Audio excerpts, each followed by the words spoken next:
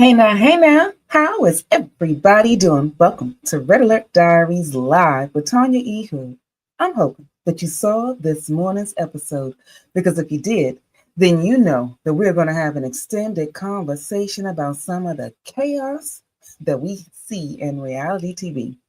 This morning, I did sort of a backdrop on the reality TV show Married at First Sight. And if you are a Mavs fan, then you know all the chaos that is happening in season 18. And if you don't know, well, I gave you an idea of where to go to see a YouTuber that has all kinds of insight and breakdowns. Go to YouTube, My Sweet Perspective. And her link is located in the bottom of the podcast that I shared this morning. But for today, I want to have a conversation about what do you do when you find yourself in chaotic situations like these people have. But before I do that, let me check because we are streaming in a couple different places, and I want to make sure I see you all along the way so that we can extend our conversation because I appreciate those that have been joining me on the journey. Oh, there we go. Hello, hello, hello. Thank you. Glad you're here as well. I know it took me a minute to get into the chat, but leave your comments and let me say hi along the way. And I've left a link for a few of you that can locate on LinkedIn. Give me a call, jump inside of the link. Either way, we can get the opportunity to have this conversation so that you can see me along the way. Exactly. So, one of the things I often ask individuals when they find themselves in relationship struggles, what if it's your fault that you were having that chaotic moment, both personally or professionally? And I know, hear me out. A lot of times we don't often want to believe that we are the source of the chaos that enters into our lives. No. But you could just be getting on somebody's nerves because there are hidden patterns in the way that you react to chaos. And it's shaping every relationship that you have, both personally and professionally. Now, hear me out. When we are walking through a professional environment, we like to think that when we show up, we're showing up with excellence. We're not bringing any excess baggage. But the reason why I share what I share is because who you are and how you function personally does show up in how you're dealing with life professionally. So when we see TV reality shows, that social experiment that Married at First Sight is having, when people are revealing themselves inside of this high pressure situation, pressure always reveals what's inside. And if you are having some moments about what's occurring inside of your soul, even if you feel on some elements where things have been going well, those of you that know what I teach you, I teach two perspectives: how we show up when things are well, and how we show up when we face conflict. And you are not the same in those two places.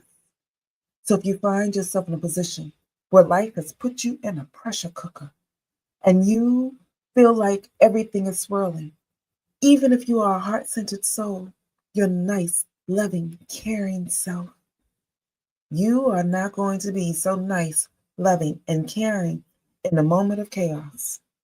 Now, for some individuals, because of how their heart is centered, for those that I teach this in an element that makes you quickly identify it. Because if you can quickly identify what I call your conflict evolution, it's a sequence of emotions that you walk through when you're finding yourself in situations that are not supporting you.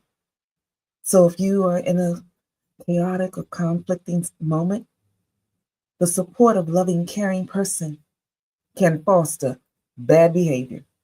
You will let the people that are around you in chaos run all over you, make you feel like you have done something.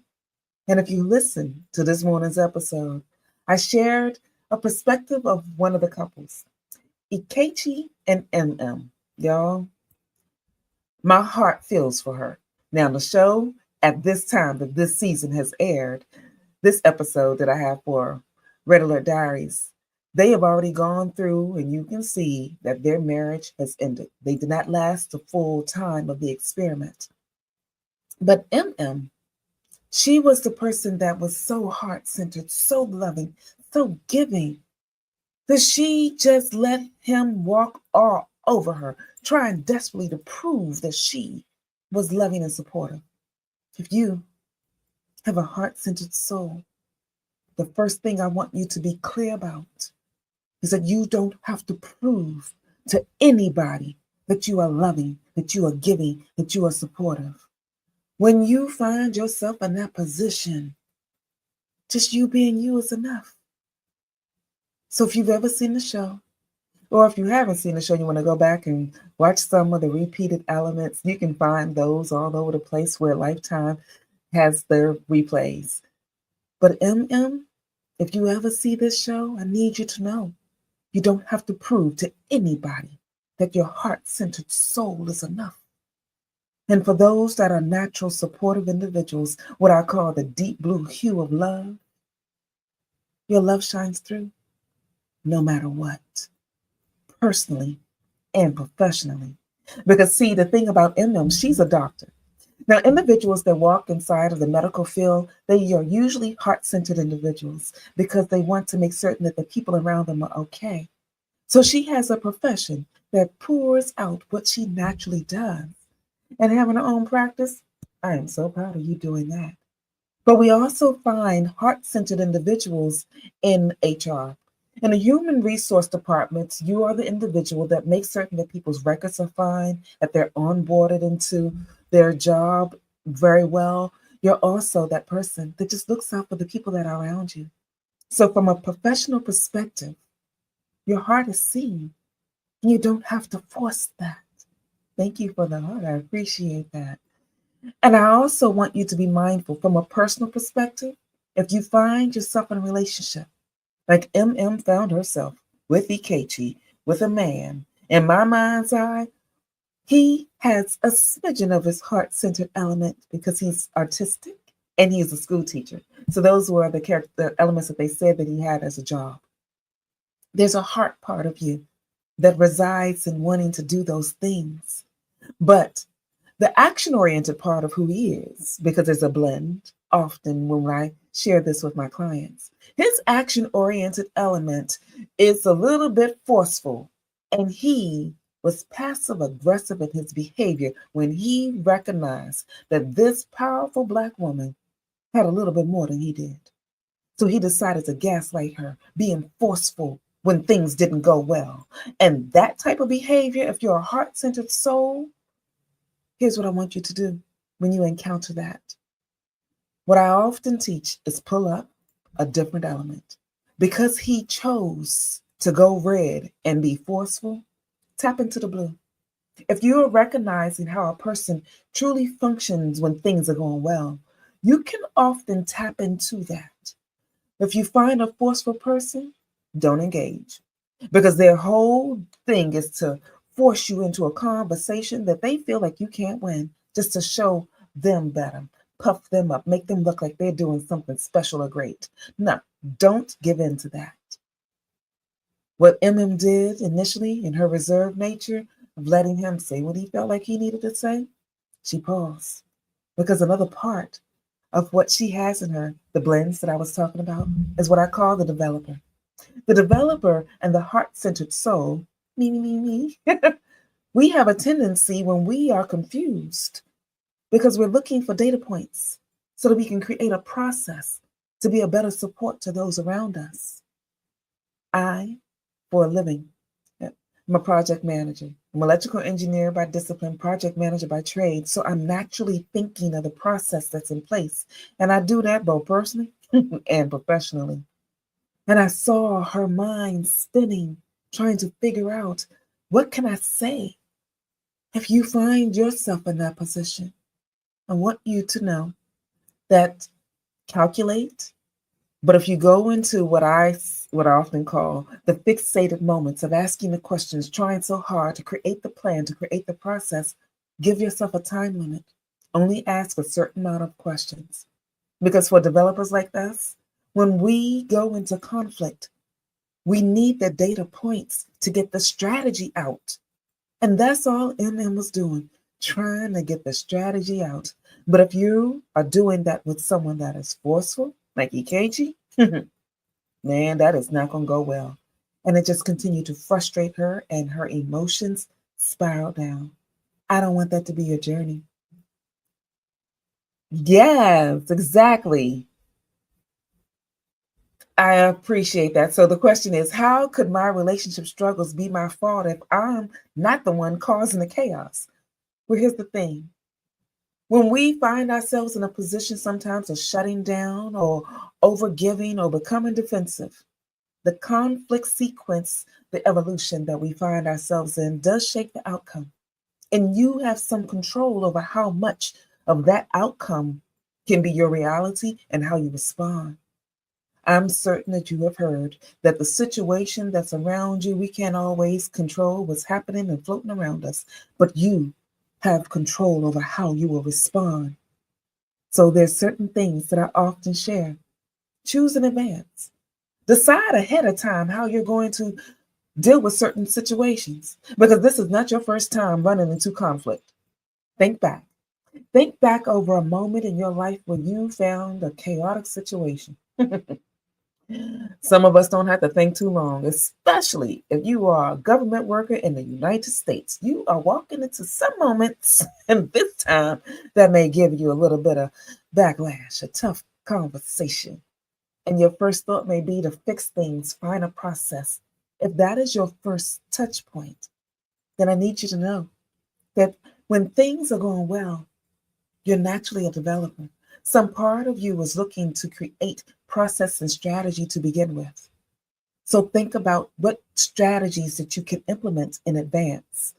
And if you find that in that moment, that's the first thing that you start doing, give yourself a time limit. Don't cycle there too long. Because the people that are around you don't know that you are searching for solution. For some, especially if you're like me, I go silent. When I find myself in chaotic situations, I was not aware that I went silent. And in my silence, just like in most silent moments, people will decide what they want to believe or receive in silent moments. And they'll integrate something that does not even belong. So do not let silence be a position that you find yourself in if you are a person that is a developer like me. Now, there's other individuals. Yes, exactly. Now, there are other individuals who try to avoid the issues altogether. You just decide that if I can just let you have your moment, I'll come back because if I wait this out, maybe we can get back to being whole. That often puts you in a position like MM, where you're fostering bad behavior because Ikechi did not catch her grace. She kept extending him graceful moments, and he didn't catch the clues. So he just kept doing things, just dumb things, just to get under her skin because it was there that he found power. Because he's like that third person when they find themselves in tough situations, they lash out, trying to take control. Individuals that are usually action oriented just want to get the job done, the task done, whatever it is that they're trying to do.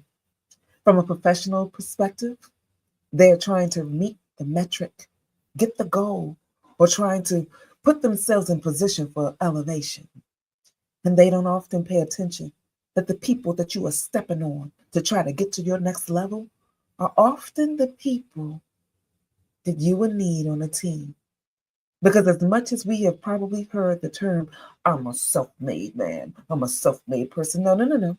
No one is self made.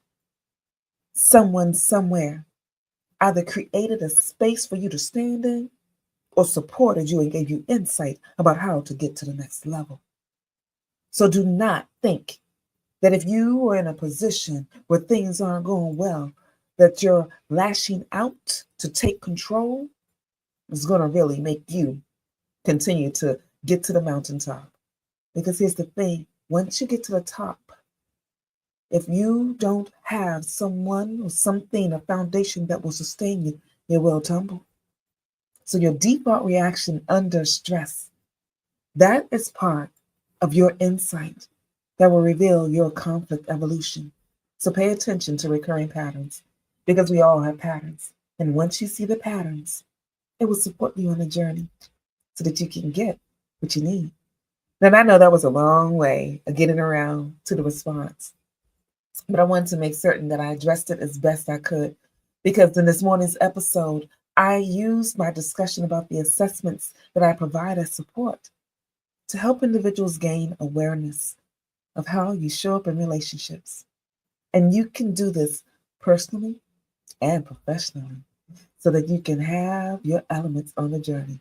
So, for all of my Married at First Sight fans, leave your comments below. What were your thoughts?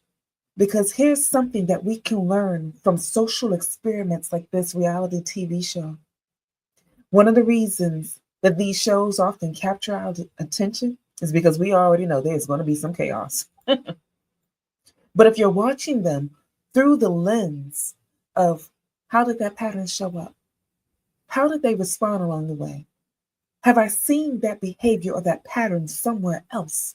Can I gain some insight that will support me on the journey so I can help somebody else along the way? Or plan out your next action if you see a behavior that's someone else, and to give you some touch points along the way. So that is what I wanted to share today to give you an idea about what it was sharing, how you can identify your conflict evolution, so that when you find yourself in the natural elements of human nature, where our brains are hardwired to pay attention to threats, you know, prepare yourself in advance. Be aware of the patterns that you have that show up so that you can create a solution in advance or just be mindful of how you're going to react. Because one of the first steps to breaking free from toxic relationships personally or professionally is being self aware. And if you listen to some other episodes, I've given you my levels of learning. And step one in the levels of learning is being aware so that you can get to where everybody wants to be, effective. So recognize your role and what you're doing inside of the patterns of your life. Start by identifying your triggers, discover what your default reactions are, and how you speak in those moments can give you a clue. Like, do I really need some help in this situation? Or maybe it's me. If you're a person that's fostering bad behavior, you'll take on all the blame. Or if you lashing out at people, why did you do that? Why are you lashing out? Pay attention to that. Now, if you just get fixated in the moment and you just can't stop asking that same question over and over and over again, that will give you some clarity so that you can start making some intentional shifts to create healthier habits that will support you.